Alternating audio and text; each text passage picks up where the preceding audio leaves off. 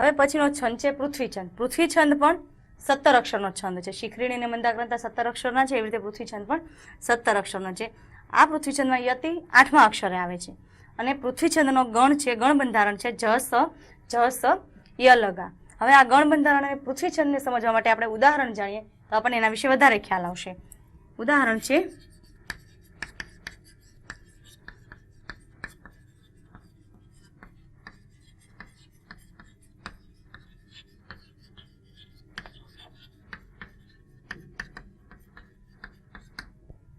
છે પ્રિય તુજ લટે ધરું ધવલ સ્વચ્છ મોગરો. હવે આને ગણ બંધારણ સમજવા માટે 3 અક્ષરમાં આપણે ભાગ પાડી દઈશું.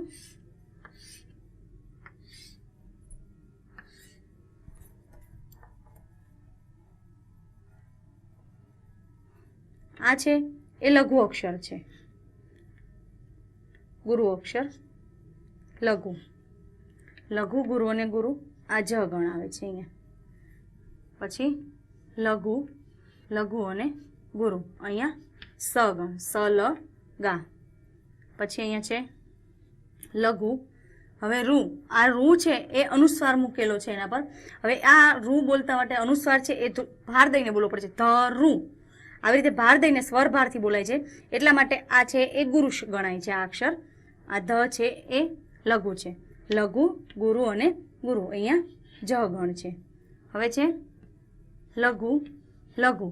હવે આ સ્વ છે એ ગુરુ કઈ રીતે બને છે તો સ્વ છે એ એના પછી છે જોડાક્ષર છ. સ્વ છ, આ જોડાક્ષરનો જે થડકાર છે એ પહેલા અક્ષર પર લાગે છે, એટલા માટે આ અક્ષર લઘુ છે છતાં એ ગુરુ થઈ જાય છે. પાછળનો જોડાક્ષર હોય એનો થડકાર જ્યારે આગળના અક્ષર પર લાગે ત્યારે આગળનો અક્ષર લઘુ હોય તો પણ ગુરુ થઈ જાય છે, એટલા માટે અહીંયા સ્વ છે એ ગુરુ થઈ જાય છે. લઘુ, લઘુ અને ગુરુ અહીંયા છે સ ગણ. આ છે લઘુ, ગુરુ અને ગુરુ. આ ય ગણ છે, ય માતા. અને છેલ્લે છે લગા, લઘુ અને ગુરુ. જ સ ય લ ગા જે ગણ બંધારણ પૃથ્વીછંદનું છે, એટલા માટે આ ઉદાહરણ છે પૃથ્વીછંદનું ઉદાહરણ છે. હવે આપણે બીજું ઉદાહરણ જોઈએ.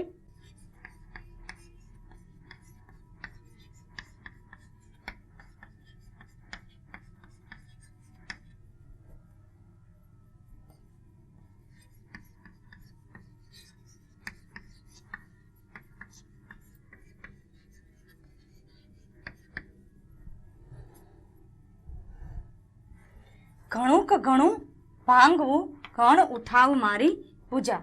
હવે આ ઉદાહરણ પૃથ્વીછંદનું છે કે કેમ છે એ જાણવા માટે આપણે એને 3 અક્ષરમાં વિભાગ પાડવાના.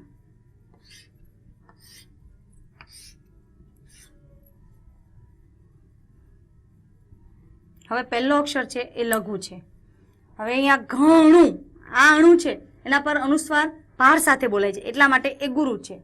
અને અહીંયા છે એ લઘુ છે. હવે લઘુ, ગુરુ અને ગુરુ જોયો અહીંયા જ ગણ. એના પછી છે લઘુ. હવે આ ઘણુંમાં જે અણુ છે એ અહીંયા ઘણું ક, એના પછી ક બોલવાનું છે એટલે આ અણુ પર ભાર મુકાય છે, પણ આના પછી એક પણ અક્ષર નથી, એટલા માટે અહીંયા અણુ પર એટલો બધો ભાર મુકાય. ઘણું, ઘણું આ એકદમ ધીરેથી બોલાય છે, એટલા માટે આ છે એ લઘુ ગણાય છે. અને આ ગુરુ અક્ષર છે. લઘુ, લઘુ અને ગુરુ સ ગણ છે. પછી લઘુ, ભાંગવું, અહીંયા પણ અનુસ્વાર છે એ ભારથી બોલાય છે, એટલા માટે આ ગુરુ. અને આ લઘુ, અહીંયા જ ગણ થયો. પછી લઘુ, લઘુ અને ગુરુ અહીંયા સ ગણ છે. લઘુ, ગુરુ, ગુરુ ય ગણ, લઘુ અને ગુરુ લગા. આ પણ ઉદાહરણ થયું પૃથ્વીછંદનું. જસ ય લગા બંધારણ આવી ગયું એટલા માટે આ પૃથ્વીછંદનું ઉદાહરણ થયું છે. હવે એના પછી આપણે જોઈએ સ્રગ્ધરા.